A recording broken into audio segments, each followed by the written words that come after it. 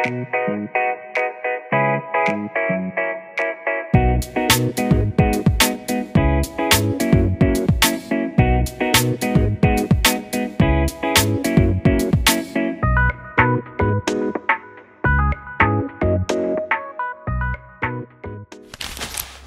bilis naman nila pinadala.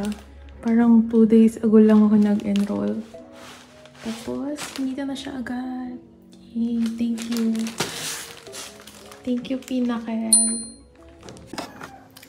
Hi! I-receive ko na yung ano. So, mag-start na talaga ako mag-review. Wala nang urungan. Nag-enroll na ako.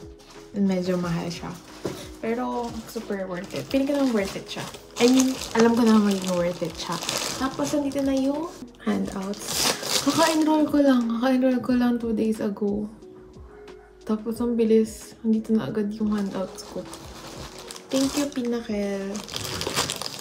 I'm excited.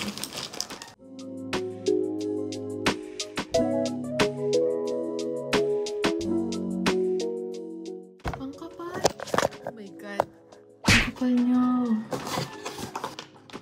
Bilis talaga ng shipping. Sabi nila sa akin, 2 to 3 days pa daw yung processing. Ayan na siya.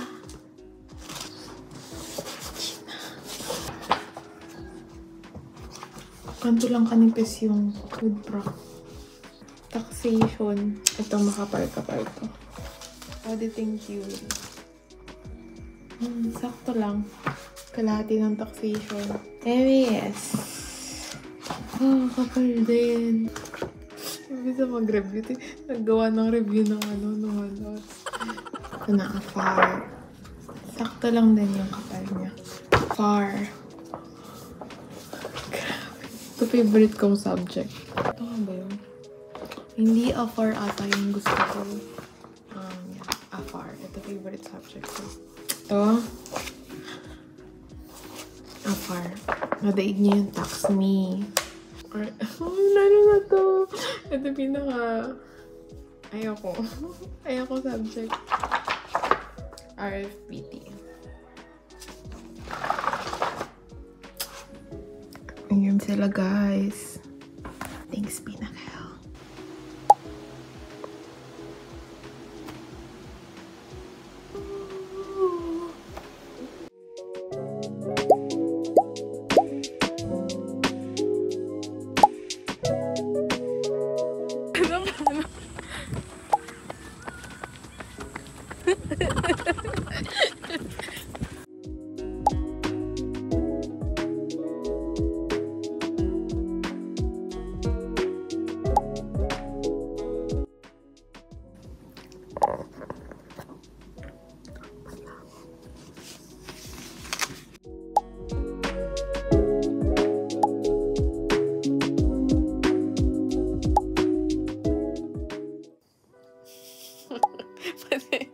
Mag-itsura mo para hindi bukas sa loob.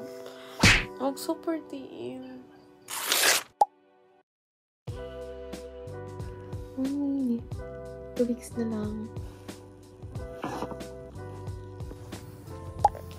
13 days na lang. Ano ba yan, B? Ilang days na lang? 13 days na lang. 8 days na lang.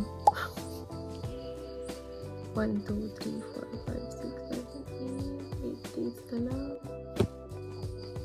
1 days na lang. 17. 8 days. 8 or 9? Ito 7. 7.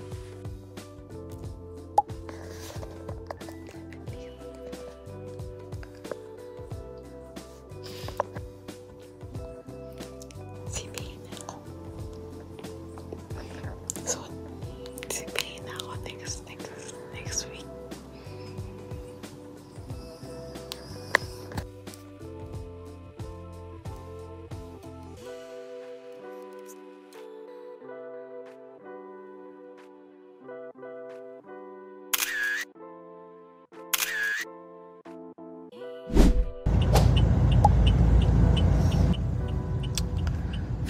Ilang days na lang? Ano ba date niya? Anong date niya? October 18? 18, 19, 20, 21, 22, 23, 24. 6 days na lang. Kalimutan ko. 6 days na lang. Tapos, hindi pa ako nag-aaral. Nasa labas pa ako.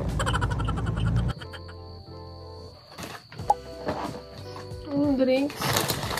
Hindi na ako nag-dress. Malamig yun.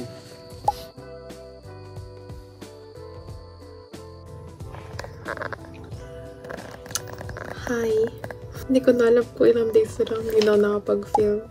Kasi medyo busy talaga. So, ilang days na nga lang ba? Days 1 day. Tuesday, Wednesday, Thursday. Woo! Grabe na po sila. 3 days. 3 days na lang. Ito si RFBT. Kasi nagsimula ako magbasa ng reviewer or RFBT reviewer, lumitaw siya. Hanggang ngayon hindi pa ako tapos. Kaya hanggang ngayon hindi pa rin siya tapos. Share ko lang.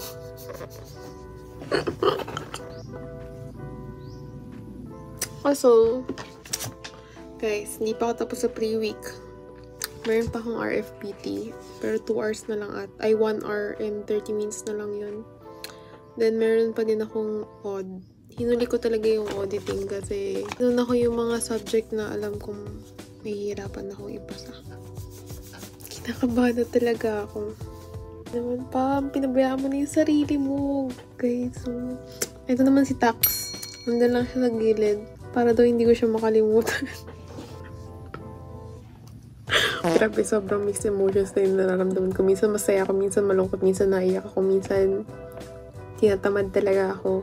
And minsan gusto ko na lang mag-exam para matapos na.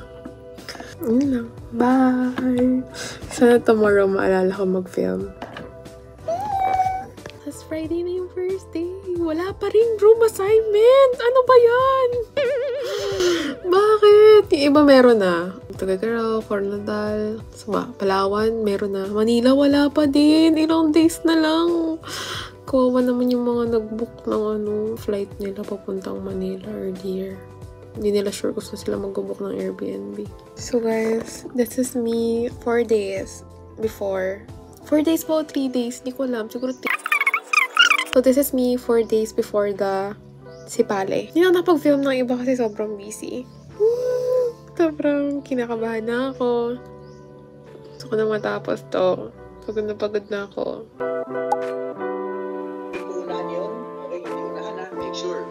Now, habang nagtitake ka ng exam, review sir na times 2.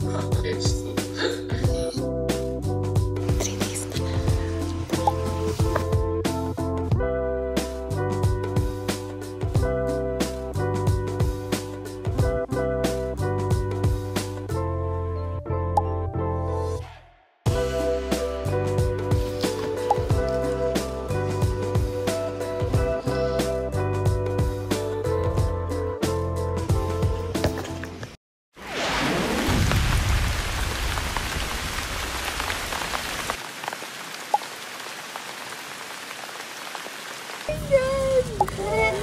Bakit nag-cancel pa?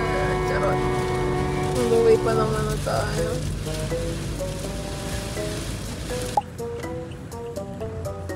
Guys. Thursday. Dito pa ngayon ba?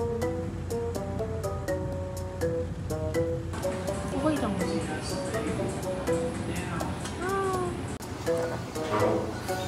Cancel dyan si Pali. Alam ko lang nagawin ko.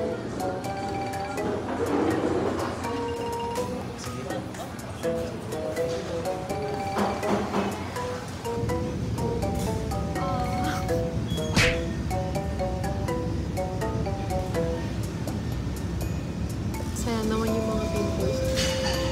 Tumubo sila para sa wala. Fade na yung RFBT, baby. Pag nag-fade na to, ibig sabihin wala na rin sa utak ko yung mga inaral ko.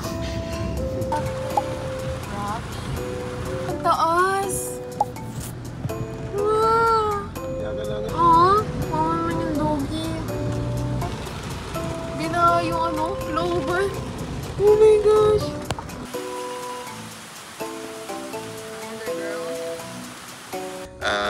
Sir Pasio, may change date ng testing center. Sige, tingnan natin yan. If pwede i-reshoot pre-work part 1 ng RFBD, sige, sabihan ko si attorney mamaya. Hindi ko marami nagre-request. Okay ba yung reshoot ni attorney ng pre-week part 2? Pa-comment niya kung nagustuhan niyo. Hi guys, so it's actually October 25 na today. And ngayon lang ako ulit nakapag-film kasi I felt really lost since yesterday.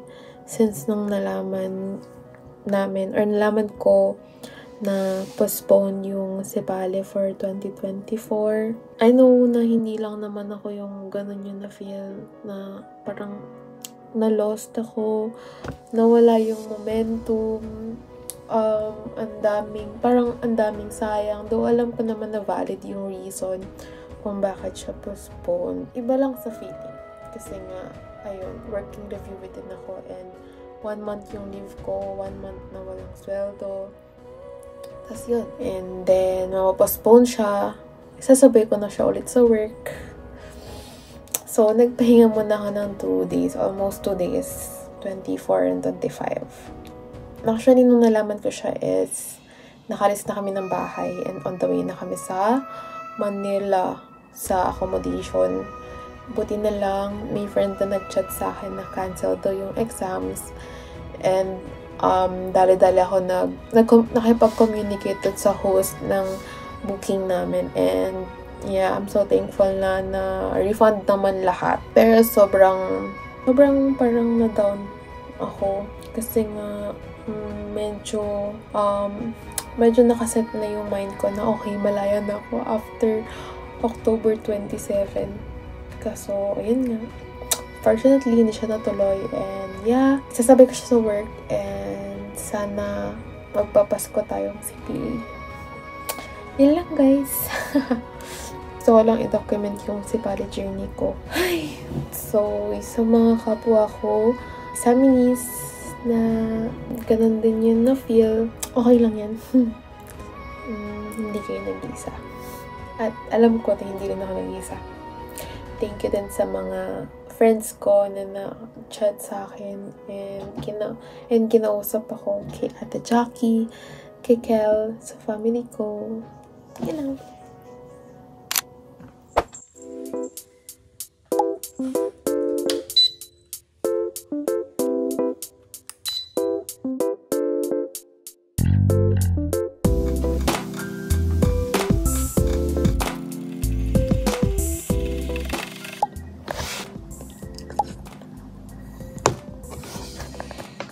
And guys, so minsan ganyan ako mag-review kasi ang sakit na ng likod ko. Hala, grabe. So ganyan epekto sa akin ang pagre-review. Daming pimple. After college, ngayon lang ito nagkaroon ng ganyan kadami, as in. Ito marks na lang. Marks 10. Ito fresh. Ito marks fresh. Marks 10. Lalo na dito.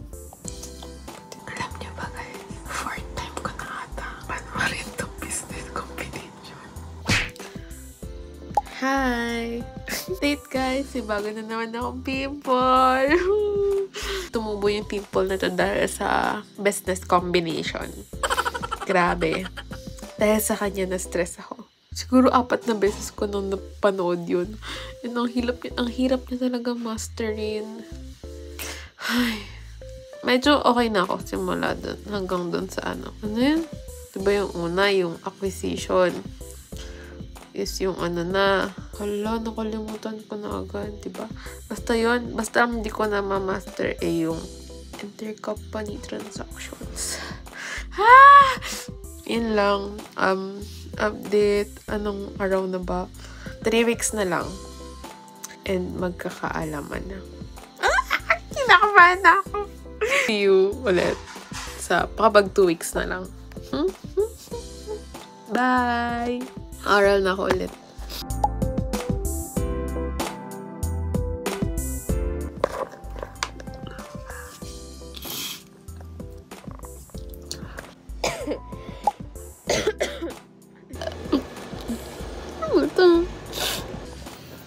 Guys, so ito na ako ulit.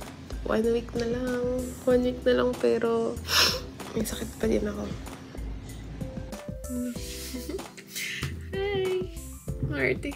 Hi! 5 nights na lang. And today is Sunday, December 1, 10 a.m. Oh, kompleto.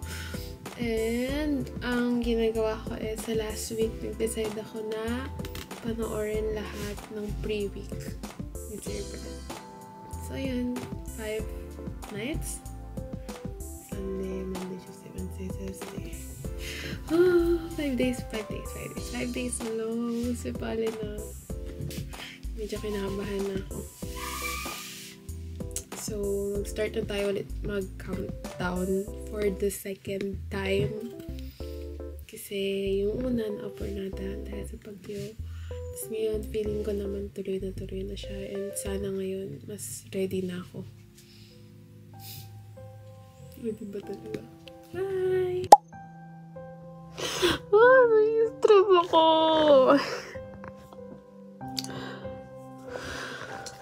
Ay, ba't kasi ngayon pa? Kung kailan 2 days na lang, saka pa, ang daming istorbo. Tapos sobrang hirap mag-book.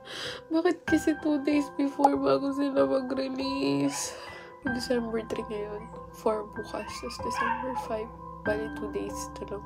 3 days. Okay, this.